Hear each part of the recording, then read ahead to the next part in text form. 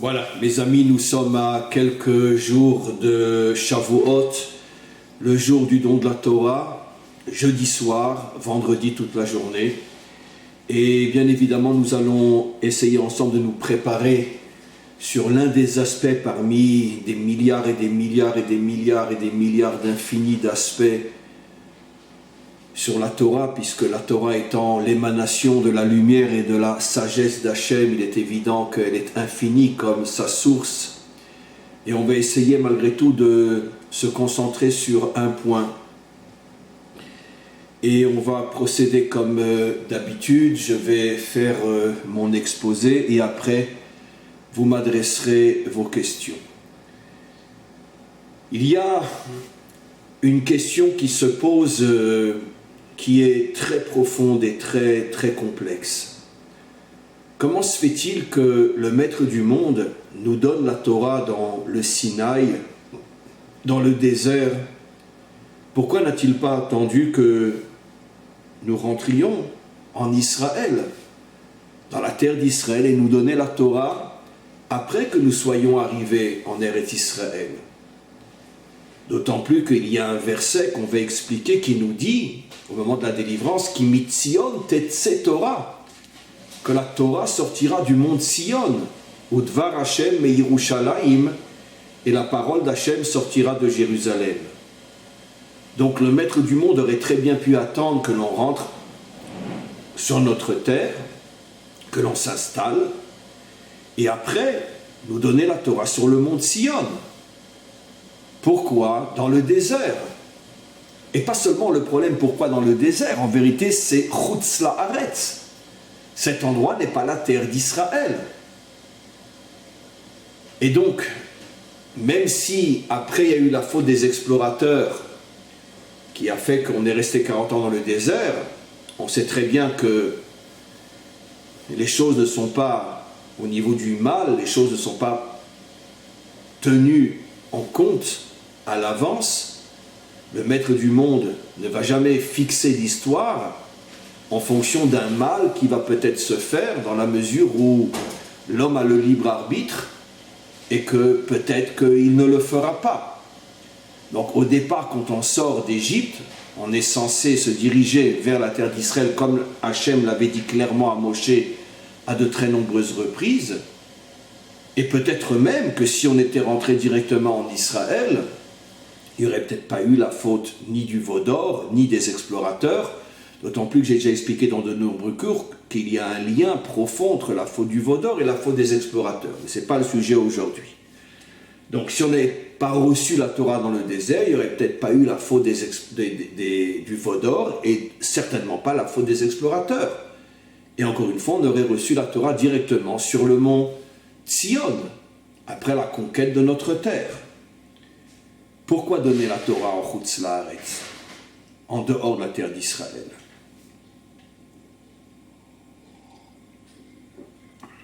Il y a bien sûr une infinité de réponses à cette question fabuleuse. Celle que j'ai choisie est la suivante. La Torah que nous avons reçue dans le désert n'est pas encore la vraie Torah. Quand je dis n'est pas encore la vraie Torah, je ne fais absolument pas allusion au fait que nous allons recevoir une autre Torah. Mais quand je dis n'est pas la vraie Torah, dans le sens que le dévoilement que nous avons eu dans le désert n'est pas encore toute la Torah. Je veux dire par là que la Torah que nous avons reçue sur le mont Sinaï voile encore énormément d'aspects de la Torah qui se dévoilera entièrement au moment de la délivrance finale sur le mont Sion. C'est-à-dire que ce que nous avons reçu est la vraie Torah. Mais par contre, il y a quantité d'autres aspects de la Torah que nous n'avons pas encore reçus, qui ne se dévoileront que sur le mont Sion. Et pourquoi Hachem voulait que nous recevions dans un premier temps une partie uniquement de la Torah et pas toute la Torah, et seulement au moment de la délivrance finale, nous recevrions toute la Torah? Parce que le Maître du monde savait que l'histoire du peuple juif et de l'humanité tout entière suivrait le principe expliqué dans chaque jour de la création, dont j'ai déjà parlé des milliards de fois, Vayi Erev, Vayi Voker, on ne peut pas atteindre la lumière le matin sans passer d'abord par l'obscurité. Au niveau de l'histoire du peuple juif et de l'humanité tout entière, comme je l'ai déjà expliqué des milliards de fois, il est absolument impossible d'arriver à la délivrance sans passer par l'exil.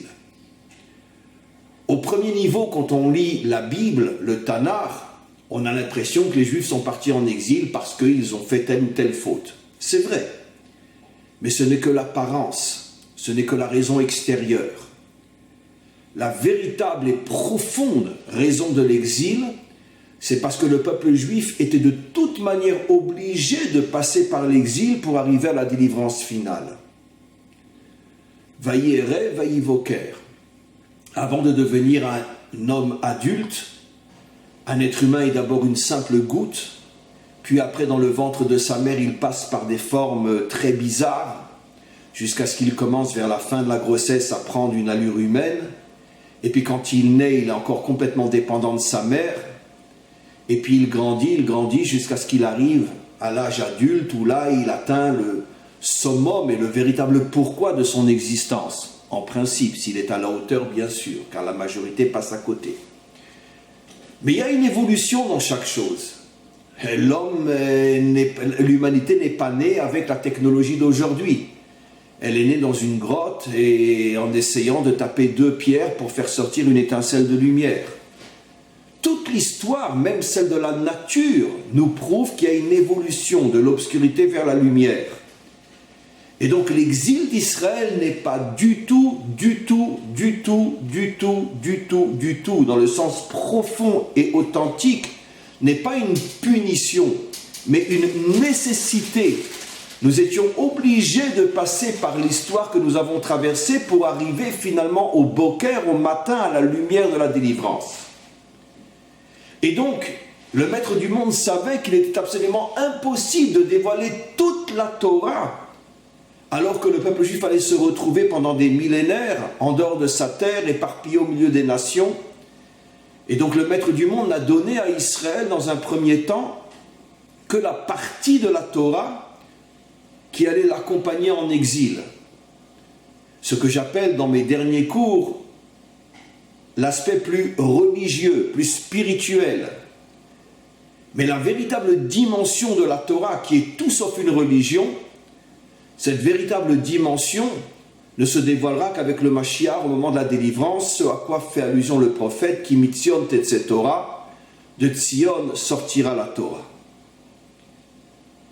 Maintenant, on peut comprendre aussi, donc j'ai répondu à la question pourquoi on a reçu la Torah en dehors de la terre d'Israël, parce que le maître du monde savait que la majeure partie de notre histoire serait en dehors de notre terre. Effectivement, depuis 4000 ans que nous sommes sortis d'Égypte, presque 3000 ans nous avons passé en dehors de notre terre, pour ceux qui connaissent notre histoire, parce que de l'époque de Yahushua jusqu'à la destruction du premier temple, c'est à peu près 1000 ans, et après la destruction du premier temple, ne sont revenus qu'une infime partie d'Israël, la grande majorité n'est jamais revenue sur sa terre. Donc ça fait 3000 ans que la grande majorité des Juifs ne vivent plus sur leur terre. Et donc c'est la raison pour laquelle la première Torah, ou plutôt la première partie de la Torah nous a été donnée en dehors de la terre d'Israël, pour nous faire comprendre que la vraie Torah, dans toutes ses dimensions et dans toutes ses facettes, ne se dévoilera qu'avec le Mashiach au moment de la délivrance finale. Et je me répète, et Dieu ne nous a donné pour l'instant que la partie de la Torah qui allait pouvoir nous accompagner en exil, qui est plus la dimension religieuse que la véritable Torah elle-même. De là, on peut comprendre aussi quelque chose de fabuleux.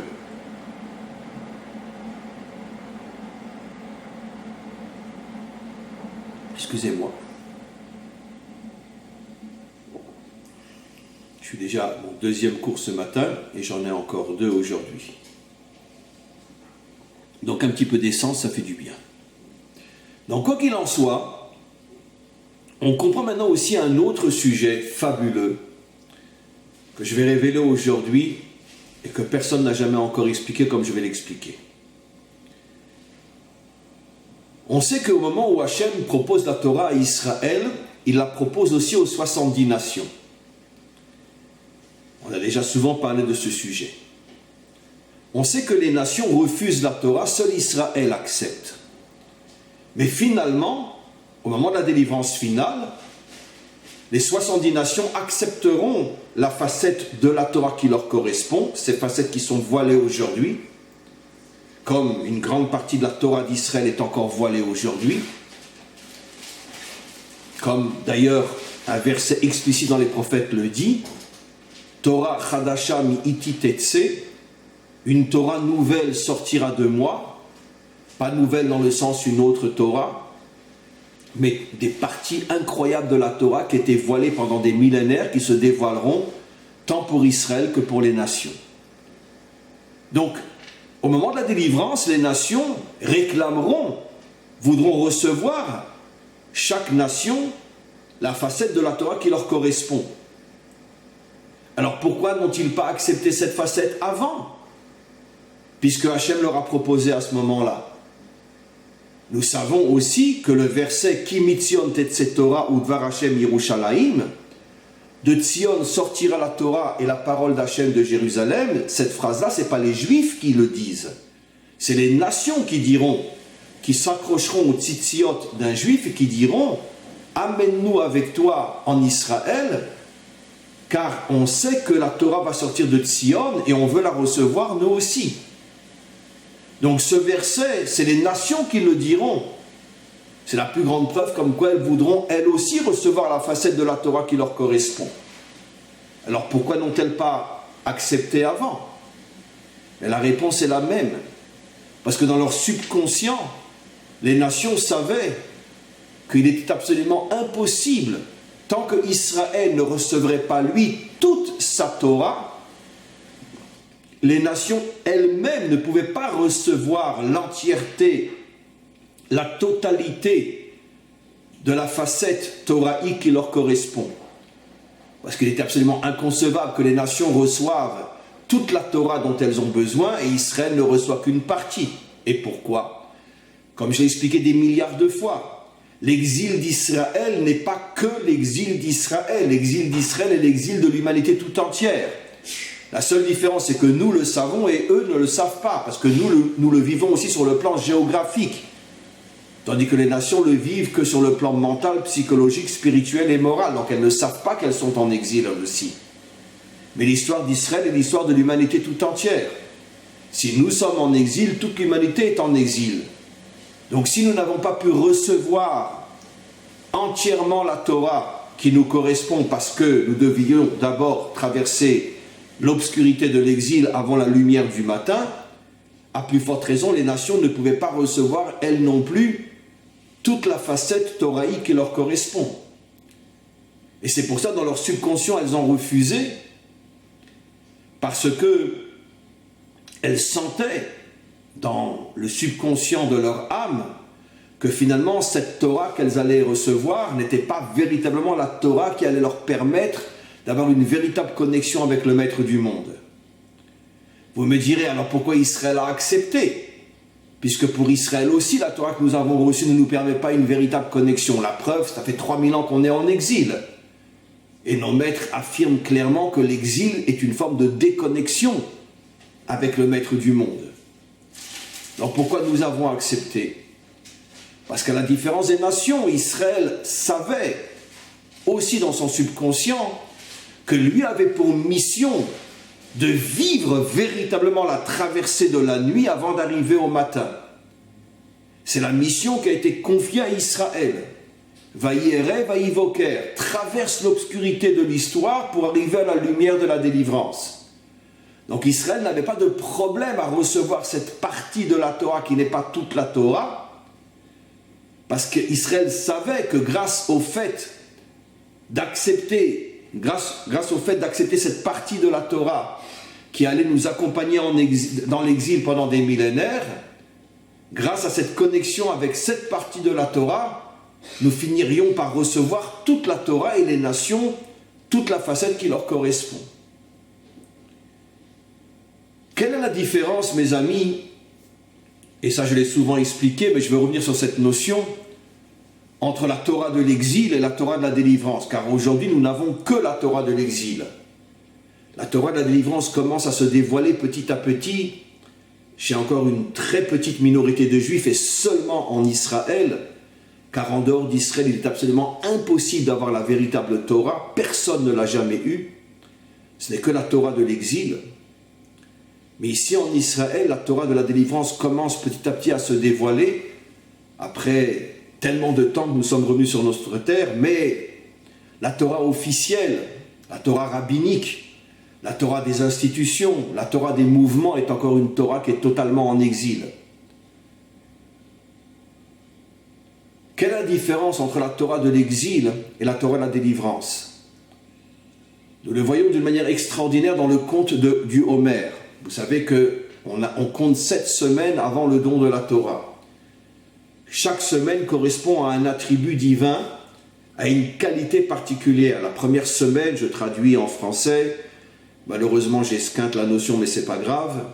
Première semaine par rapport à la bonté, deuxième semaine par rapport à la rigueur, troisième semaine par rapport à la vérité, quatrième semaine par rapport à la détermination, cinquième semaine par rapport à la reconnaissance, reconnaître le bien que l'on nous fait, sixième semaine par rapport à la stabilité, septième semaine, cette semaine dans laquelle on est maintenant, par rapport à la royauté, c'est-à-dire la nation d'Israël.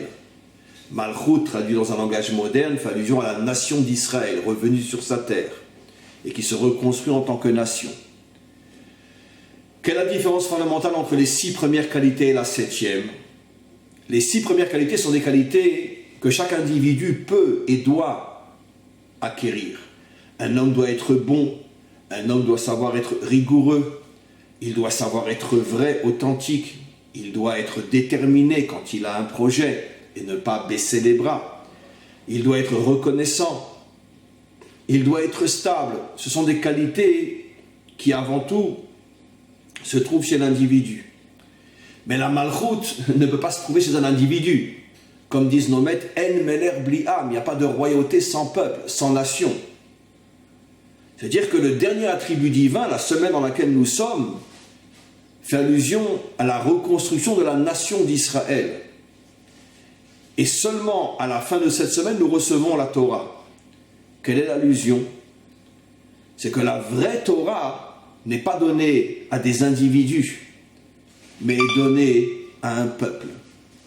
Et un peuple qui vit sur sa terre et qui se reconstruit en tant que nation. C'est la raison pour laquelle en exil, il était absolument impossible d'avoir la vraie Torah.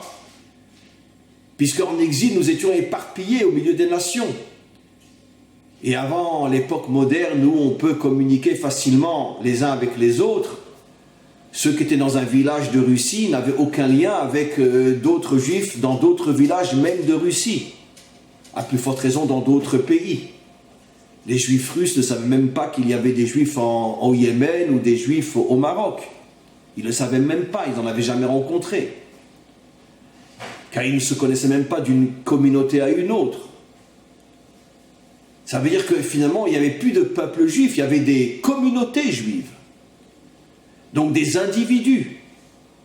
Et les individus ne peuvent en aucun cas avoir la vraie Torah.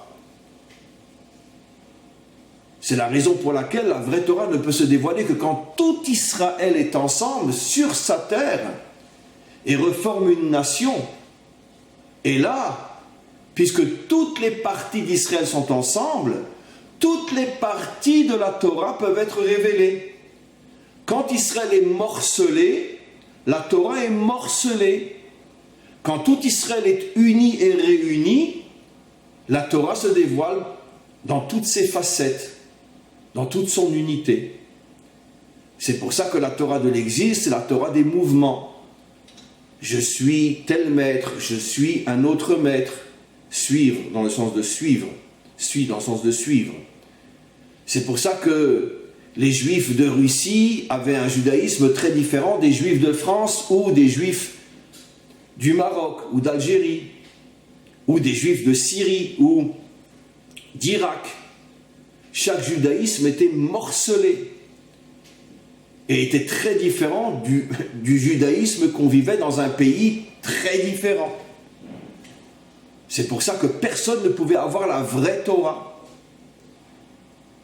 Mais une fois que nous revenons sur notre terre et que nous arriverons à nous purifier, à nous laver, à nous débarrasser de toutes les facettes de cette Torah morcelée pour retrouver la Torah de la nation d'Israël, à ce moment-là, nous recevons une Torah sous toutes ses facettes. Et c'est ça la différence entre la Torah de Tzion et la Torah de Sinaï. La Torah du Sinaï est une Torah morcelée qui va nous accompagner tout au long de l'exil. Par contre, la Torah de Tzion est une Torah qui dévoile la lumière à une nation. Et maintenant, on peut comprendre aussi pourquoi les nations vont accepter la Torah du Tzion et pas la Torah du Sinaï. Parce que les nations veulent la Torah d'une nation, pas la Torah d'individu. Et dans le désert, nous avons surtout reçu la Torah de l'individu, pas la Torah de la nation. On le voit même dans les 10 commandements, où chaque commandement s'adresse à chacun en particulier. Anochi Hashem Elokecha, je suis Hashem ton Dieu, qui t'est sorti d'Égypte. Il n'est pas dit je suis Hashem votre Dieu qui vous a sorti d'Égypte. Pourtant, la Torah est donnée à la nation. Non, parce que cette Torah-là s'adresse à chaque individu et non à la nation tout entière. Et c'est pour ça que les peuples, en tant que nation, n'ont pas voulu de cette Torah. Car dans leur subconscient, elles attendent la Torah qui sera donnée à la nation d'Israël, la Torah de Tzion.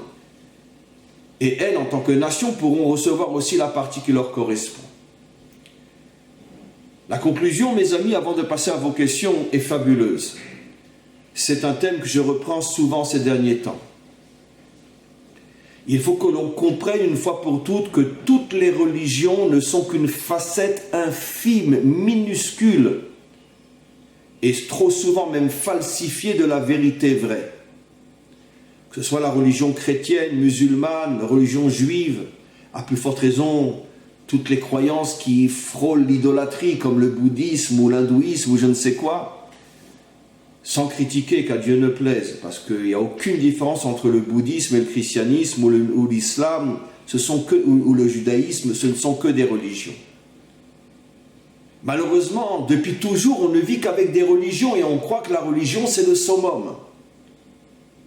Mais il faut savoir que la religion, c'est la connexion avec Dieu tant que le monde est en exil. C'est-à-dire une connexion déconnectée, une connexion falsifiée, une connexion qui ne tient que sur un fil. Et c'est pour ça que même si on est religieux, et dans toutes les religions, ça n'empêche pas les hommes religieux de se comporter au travail ou dans leur vie privée comme des cochons. Absolument. Et dans toutes les religions. Parce que la connexion avec Dieu, par le biais de la religion, est une connexion très très faible.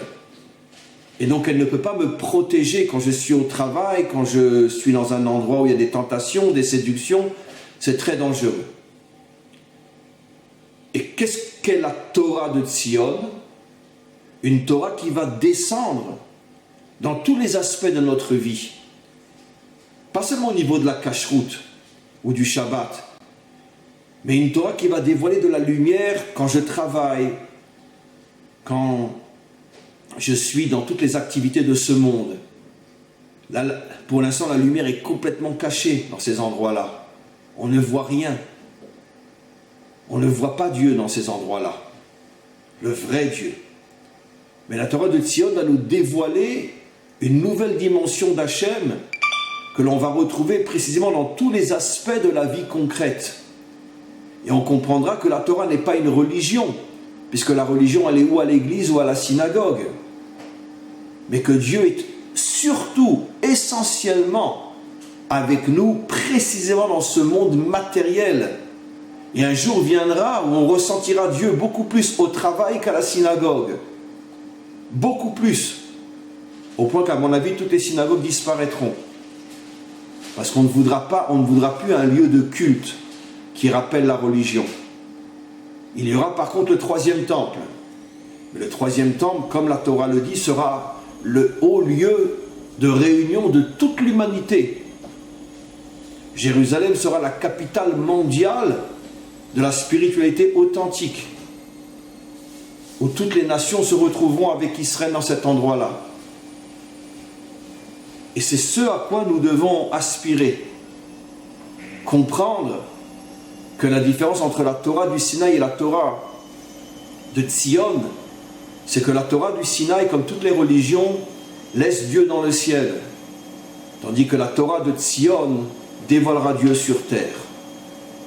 Et quand on arrivera à dévoiler Dieu sur terre, à ce moment-là, ça mettra fin à tout le mal qu'il y a dans ce monde, parce qu'on se rendra compte qu'il est avec nous, présent, dans les aspects les plus terrestres de ce monde, et plus personne ne pourra imaginer faire du mal, quand on sait qu'à chaque instant, Dieu est avec nous, partout où nous sommes.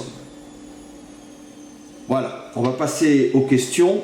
Je voulais juste vous demander la permission, car c'est quand même un cours très très important, de pouvoir le diffuser à tous et à toutes, et pas seulement au groupe Rai, avec votre permission. Voilà, on va passer maintenant aux questions.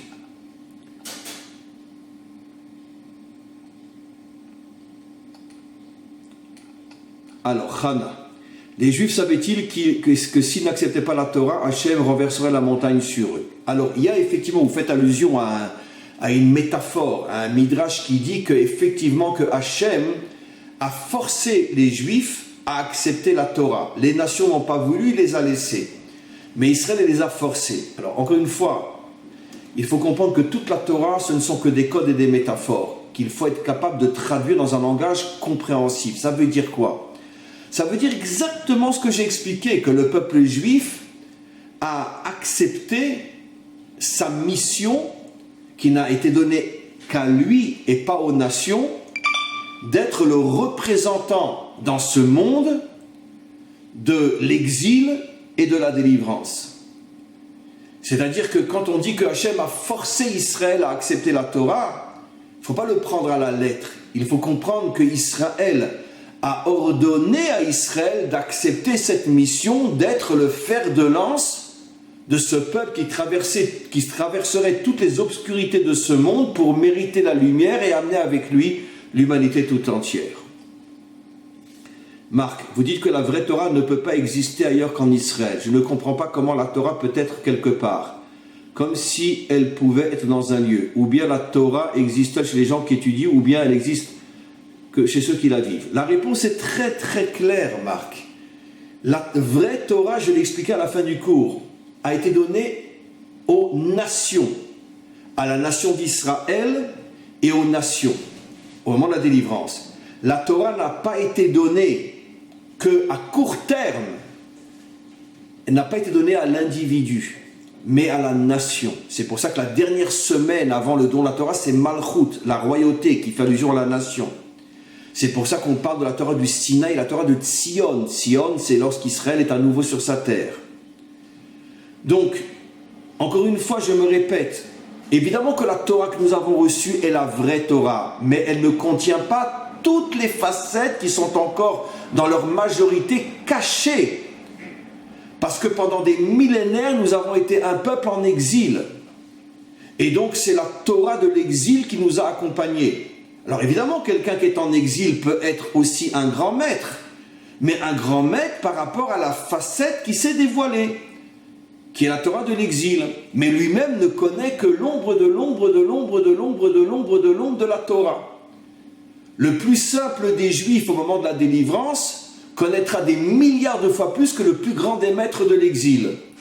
Je me répète, au moment où toute la Torah se dévoilera, le plus simple des Juifs en terre d'Israël sera des milliards de fois plus grand que le plus grand des plus grands pendant la période de l'exil, parce que ce juif-là aura toutes les facettes de la Torah, tandis que l'autre n'avait qu'une infime partie.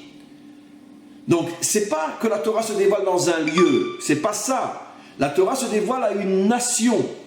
Et tant que nous ne sommes pas une nation, et aujourd'hui nous ne le sommes pas encore complètement, car il y a encore des millions de Juifs qui ne sont pas revenus sur leur terre, et c'est entre autres à cause d'eux que le Mashiach ne vient pas, parce que le Mashiach a besoin que la nation se renforce sur sa terre pour pouvoir se dévoiler, et chaque Juif qui est encore en dehors de sa terre freine la venue du Mashiach, et un jour il le comprendra et ressentira un remords terrible, terrible d'avoir été l'acteur du retard de la venue du Mashiach. Et donc encore une fois, ce n'est pas un problème de lieu, c'est un problème de dimension. Est-ce que la Torah a été donnée à un individu ou a-t-elle été donnée à une nation? C'est ça le problème. Et pour être une nation, ça ne peut être que sur notre terre. En exil, nous ne sommes pas une nation.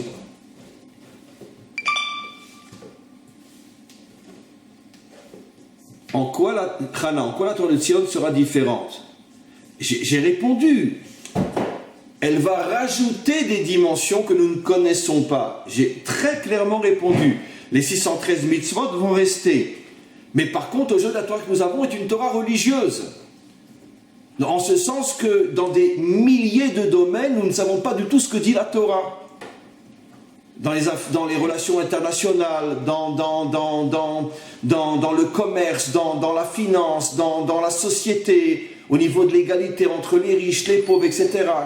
On n'a pas des textes qui parlent de ça, ou avec une très très vague allusion. Il faut faire la tzedaka, il faut faire la charité, très bien.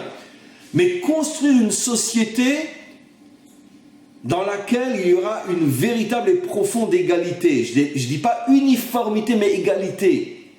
C'est-à-dire que même s'il y aura toujours des riches et des moins riches, mais qu'il y a une égalité réelle.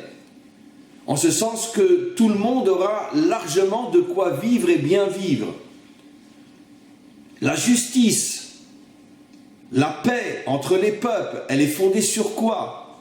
Trouvez-moi un texte qui parle de ça. On n'en a pas. C'est-à-dire que toute la vie terrestre, ces aspects-là n'ont pas encore été dévoilés. Et nous avons surtout une Torah religieuse. Qu'est-ce qu'on mange pas, qu'est-ce qu'on fait pas. C'est la dimension religieuse de la Torah que nous avons. Mais nous n'avons pas encore la dimension terrestre de la Torah. Ça, nous ne l'avons pas encore. Christine, la Torah de Tzion, c'est en fait trouver sa place dans la société. Oui, dans tous les aspects de la société. Comment je travaille, ma relation sociale avec l'autre, comment on construit une société fondée sur l'unité, sur la justice, sur l'égalité, sur la liberté réelle. Toutes ces notions-là, on ne les connaît pas encore. On n'a pas eu ces dévoilements. La Torah nous a dévoilé pour l'instant quel est l'animal qui est cachère, quel est l'animal qui n'est pas cachère. Mais comment on construit une société fondée sur l'égalité réelle? Je n'ai pas dit l'uniformité, j'ai dit l'égalité. Quelqu'un peut me dire où on a des textes qui parlent de ça aujourd'hui? Nulle part. Et je sais de quoi je parle. Le Talmud, j'ai déjà étudié de nombreuses fois. Donc ça n'existe pas. Il y a de vagues allusions, mais qui ne suffisent pas pour construire réellement une vraie société. D'abord, vous voyez bien, les rabbinim ne parlent que de religion. Vous trouvez un rabbin qui va vous parler, tiens, comment qu'on construit les relations internationales entre Israël et les nations, d'après la Torah. Vous ne trouverez pas, ça n'existe pas. Personne ne peut en parler, puisqu'il n'y a pas de texte qui parle de ça. Patricia. Bonjour, en parlant de lumière, quelle est la différence entre Maor et Makor? Maor est la lumière, ou plutôt la source de lumière. Makor, c'est une source en général. La source d'une rivière, la source d'une naissance, la source d'une idéologie, la source d'un pays. Tandis que Maor, c'est la source de lumière. Makor, c'est la source dans un sens beaucoup, beaucoup plus large. Ce sont deux mots qui se ressemblent. Ourni, où est la place de la philosophie dans la Torah de la délivrance? Il faut me préciser, cher ami, qu'est-ce que vous entendez par philosophie? Si vous faites allusion à la philosophie grecque, il n'y a aucune place pour la philosophie grecque dans la Torah de la délivrance. Pour une raison très simple, la philosophie, c'est le culte de la connaissance humaine. La Torah, c'est accepter que la vraie sagesse doit être délivrée et transmise par le maître du monde. Donc la différence est fondamentale. La philosophie, c'est le culte de l'homme, et tandis que la Torah, c'est le service que l'homme accepte face à son Créateur.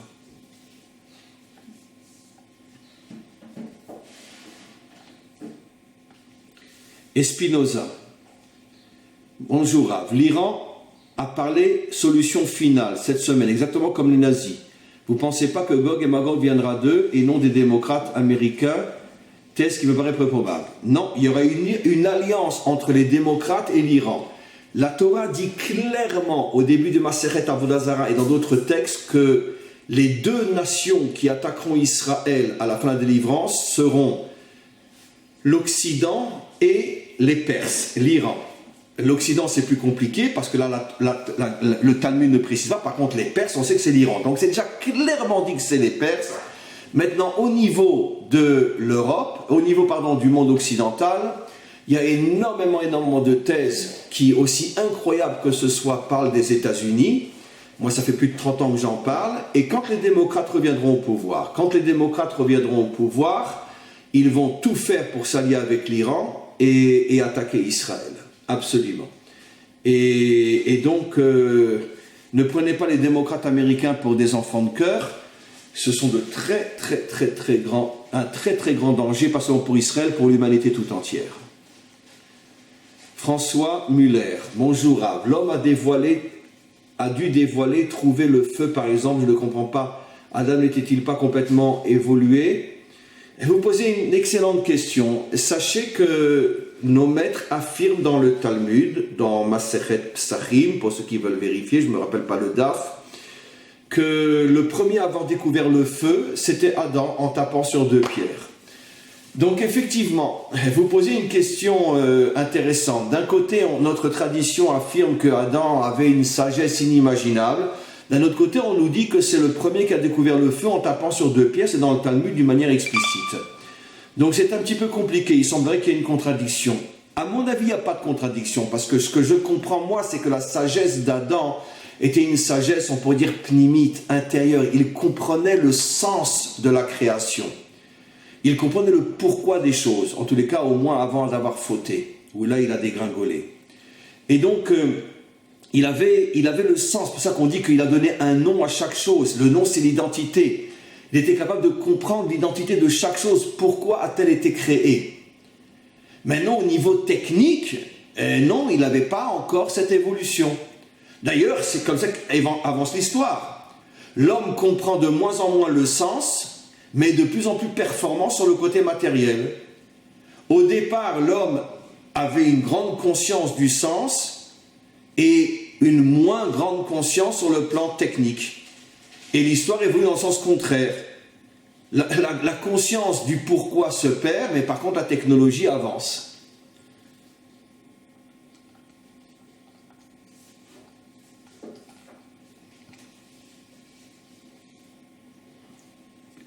Anna, la Torah de Tzion sera-t-elle donnée en même temps que la construction du Beth Amikdash? Oui, absolument. La Torah de Tzion sera donnée en même temps que la construction du Beth Amikdash. Je crois même après. Il y aura d'abord le Beth Amikdash, d'après ce que le Rambam dit, et après se dévoilera la Torah de Tzion. Mais c'est à la même époque.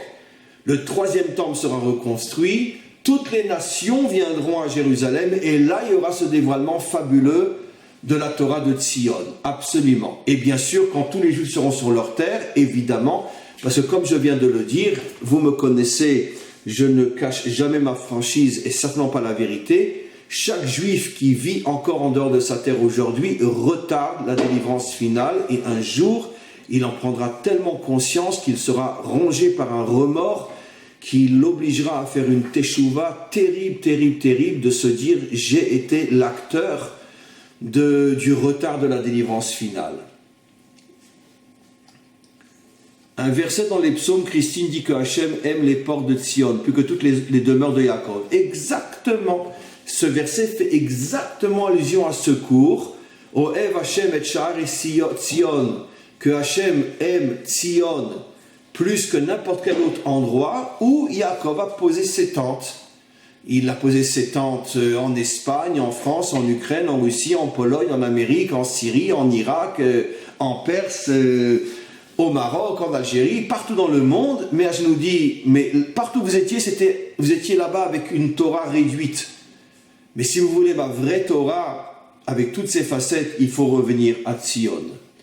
Anna, les nations ont-elles aussi les 113 commandements? Alors, il y a un midrash explicite qui dit que le Mashiach rajoutera aux nations énormément de mitzvot. Énormément de mitzvot. Pas forcément 613, mais c'est sûr et certain qu'il n'y aura pas seulement les 7 lois de Noir. Le Mashiach va donner à chaque peuple parmi les 70 nations d'autres mitzvot qui correspondent à son tempérament, à son caractère, etc. Voilà. Mes amis, ce que je vous propose, c'est qu'on arrête là pour aujourd'hui. Les questions étaient fabuleuses, comme d'habitude. On va s'arrêter là pour aujourd'hui. Et encore une fois, je vous ai demandé la permission de pouvoir diffuser ce cours. C'est un cours très très important avant Shavuot. Et à tous et à toutes, alors attention, dimanche prochain, il n'y aura pas groupe Rai parce que j'ai un contretemps important. Je ne pourrai pas faire cours dimanche prochain, mais le dimanche d'après, on reprend normalement. Et sauf quand il y a des impératifs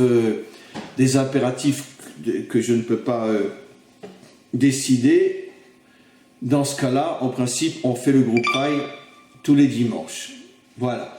Marie-Claire, pour être capable de recevoir la Torah de Sion, il faut commencer par la Torah de l'exil. Oui, bien sûr, évidemment. C'est exactement ce que dit le verset. Vaïere, vaïvoker, il fut soir, il fut matin. Tu ne peux pas arriver au matin sans d'abord avoir passé par le soir. Donc tu ne peux pas voir la lumière sans passer par l'obscurité. Il est absolument impossible. Et c'est pour la raison pour laquelle aujourd'hui il y a des centaines de milliers de non-juifs dans le monde qui commencent à s'intéresser à la Torah d'une manière très profonde et très forte, parce que dans leur subconscient, elles savent que c'est cette partie de la Torah qui les amènera à toutes les facettes de la Torah. Et c'est pour ça qu'il y a aussi tellement de juifs qui reviennent à la Torah aussi.